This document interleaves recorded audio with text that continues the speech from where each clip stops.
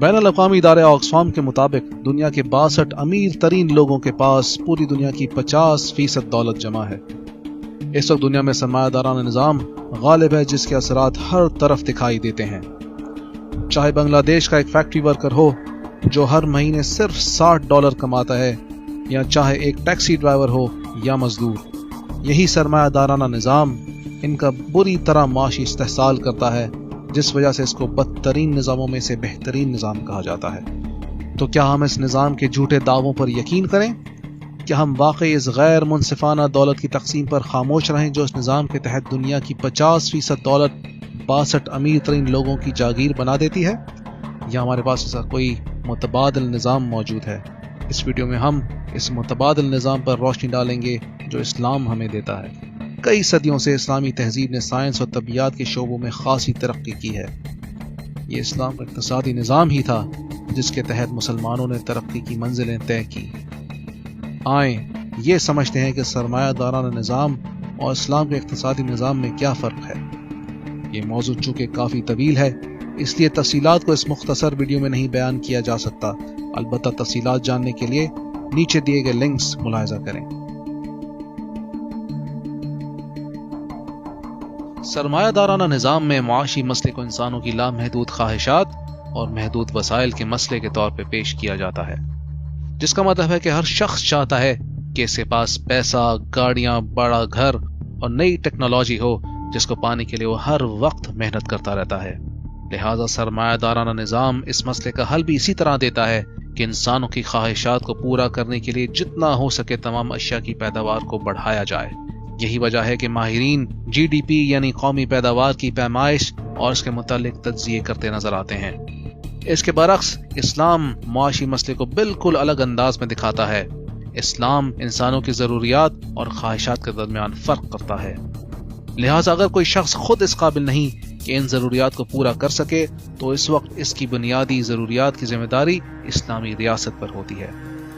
ان بنیادی ضروریات میں کھانا، کپڑا، رہائش اور طبی امداد شامل ہیں۔ بنیادی ضروریات کے علاوہ انسانوں کی خواہشات عیش و آرام کے لیے ہوتی ہیں جن کی ذمہ داری اسلامی ریاست پر نہیں ہوتی۔ لہٰذا اسلام کے مطابق ایک معاشرے کا بنیادی معاشی مسئلہ دولت کی غیر منصفانہ تقسیم ہے، نہ کہ اشیاء کی کم پیداوار۔ اسی لیے اسلامی اقتصادی نظام اور پالیسیوں کے ماہرین دولت کی منصفانہ تقسیم پر زور دیتے ہیں تاکہ ہر شخص کی بنیادی ضروریات پوری کی جا سکیں اور معاشرے کو مزید وسائل دیے جائیں تاکہ ہر شخص اپنے طرز زندگی کو مزید بہتر بنانے کے لیے آزاد ہو۔ سرمایہ دارانہ نظام نے دنیا کو قومیت کی بنیاد پر تقسیم کیا ہوا ہے، جس وجہ سے موجودہ قومی ریاستیں خوش سالی اور بڑھتی ہوئی غربت کو دور کرنے کے لیے دوسری ریاستوں کی مدد کرنے کو اپنی ذمہ داری نہیں سمجھتی۔ یہی قومی ریاستوں کا تصور منصفانہ دولت کی تقسیم کو روکتا ہے۔ اس کے برعکس اسلام نے مسلم امت کو ایک ریاست کا تصور دیا ہے، لہٰذا خلافت میں موجودہ قومی ریاستوں کی طرح سرحدیں نہیں ہوتی۔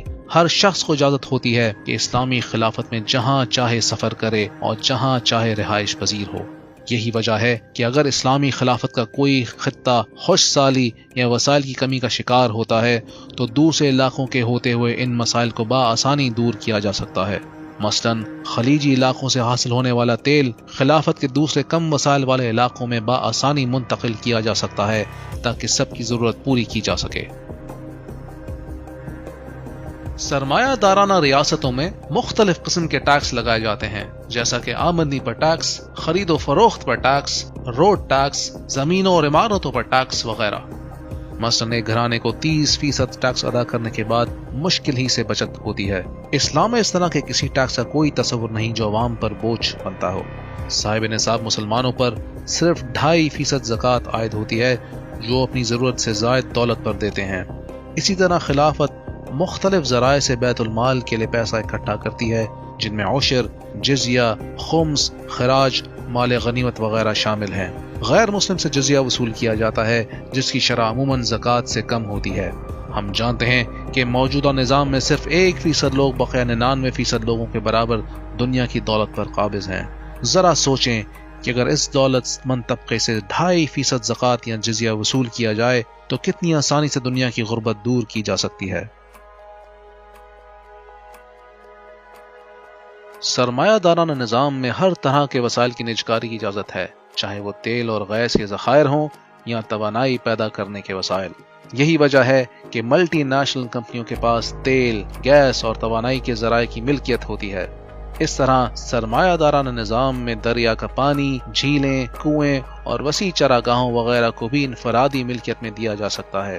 ان بیش بہا وسائل کا ملٹی نیشنل کمپنیوں کے قبضے میں ہونا عوام پر سرمایہ دارانہ نظام کا گھیرا تنگ کر دیتا ہے۔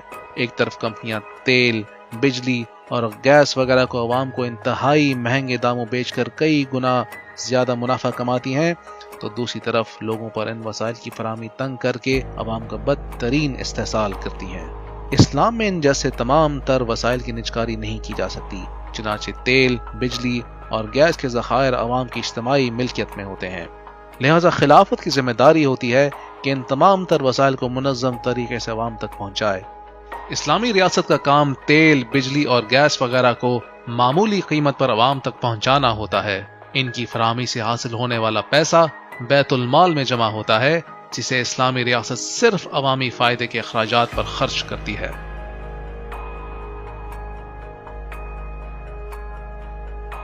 سرمایہ دارانہ نظام میں لوگ بینکوں میں پیسے جمع کر کے سود کماتے ہیں، جس کی وجہ سے پیسہ معاشی سرگرمیوں میں کم خرچ ہوتا ہے، لہٰذا وقت کے ساتھ نوکریوں اور کاروبار کے مواقع کم سے کم ہوتے جاتے ہیں، کیونکہ سرمایہ صرف چند شعبوں میں محدود رہتا ہے۔ اس کے برعکس اسلام دولت کو جمع کرنے کی بجائے معاشی سرگرمیوں میں خرچ کرنے پر زور دیتا ہے، کیونکہ اسلام میں سود حرام ہے، لہٰذا لوگ پیسے کو جمع رکھنے کی بجائے منافع بخش کاروبار میں لگانے کو ترجیح دیتے ہیں، جس سے پیسہ گردش میں آتا ہے اور معیشت ترقی کرتی ہے۔ یہی وجہ ہے کہ اسلام کے نفاذ سے کاروبار اور نوکریوں کے مواقع پیدا ہوتے رہتے ہیں۔ اسلام زمینداروں کو اپنی قابل کاشت زمینیں استعمال کرنے پر زور دیتا ہے، کیونکہ اسلام میں ایسی زمینوں کو کرائے پر دینے کی اجازت نہیں۔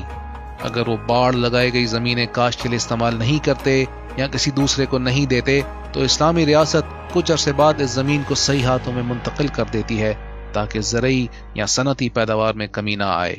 البتہ اشیاء جیسے گاڑی، بنگلہ وغیرہ کی خریداری کے لیے خلافت میں بھی حلال طریقے سے پیسہ جمع کیا جا سکتا ہے، کیونکہ وہ پیسہ بالآخر معیشت میں ہی استعمال ہوتا ہے، نہ کہ کچھ مخصوص سودی اداروں میں۔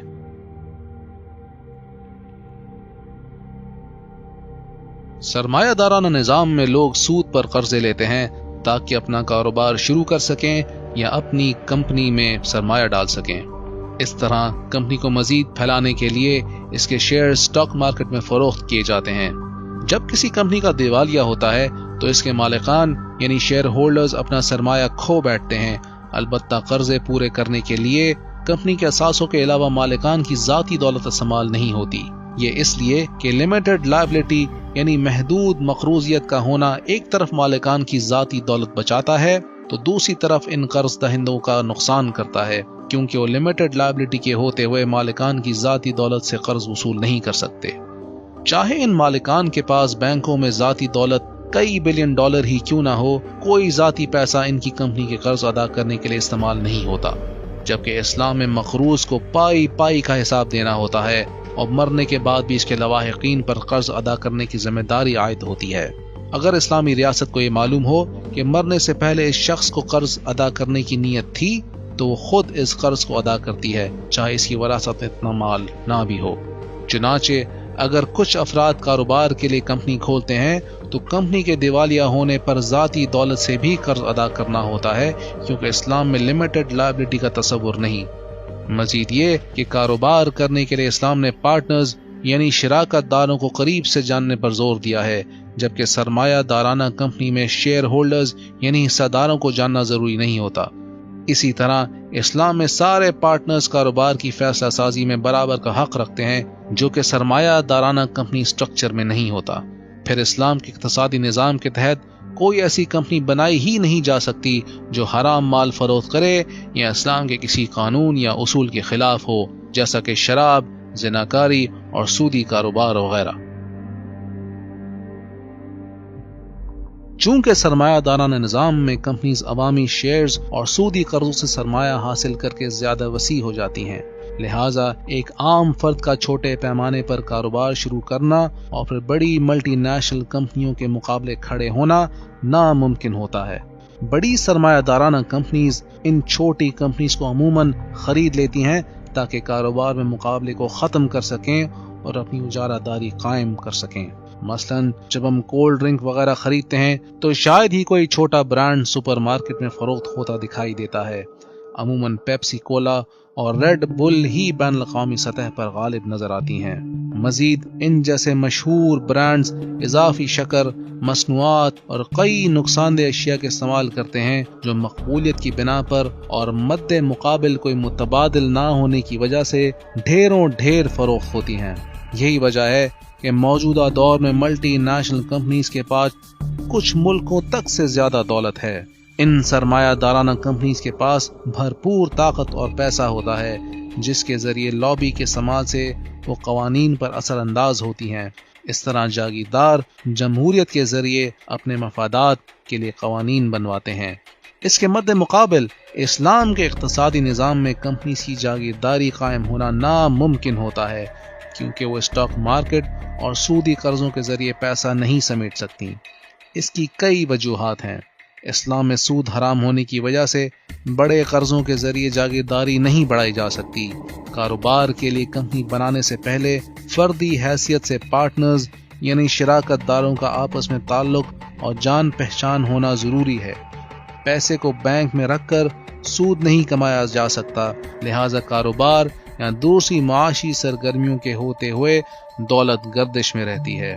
اسلام میں چھوٹی اور درمیانی درجے کی کمپنیز ہوتی ہیں جو مارکیٹ میں مقابلہ ہونے کی وجہ سے اعلیٰ مصنوعات سستے داموں فراہم کرتی ہیں۔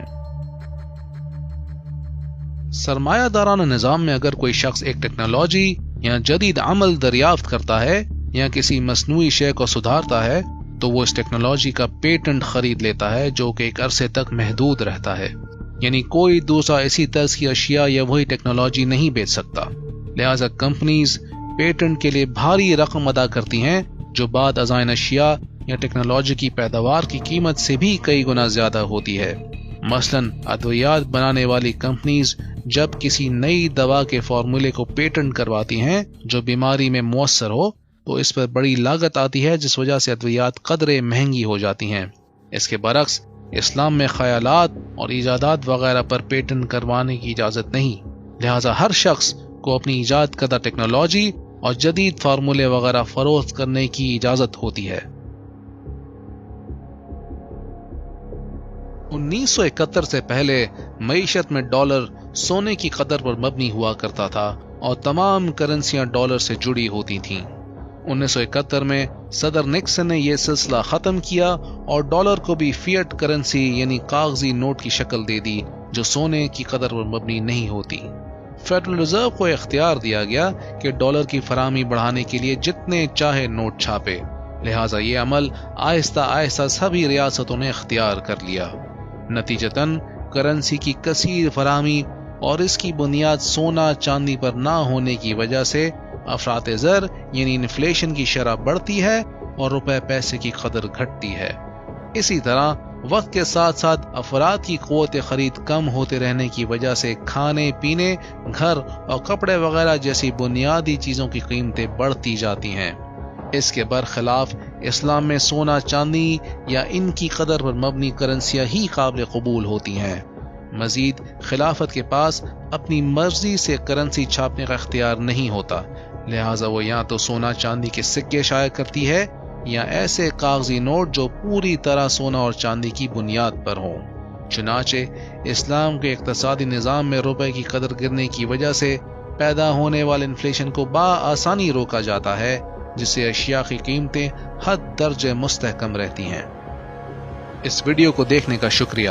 اسلام کے سیاسی، معاشی، معاشرتی اور دوسرے نظاموں کو گہرائی میں جاننے کے لیے ہماری ویب سائٹ وزٹ کریں۔ جزاک اللہ خیرن۔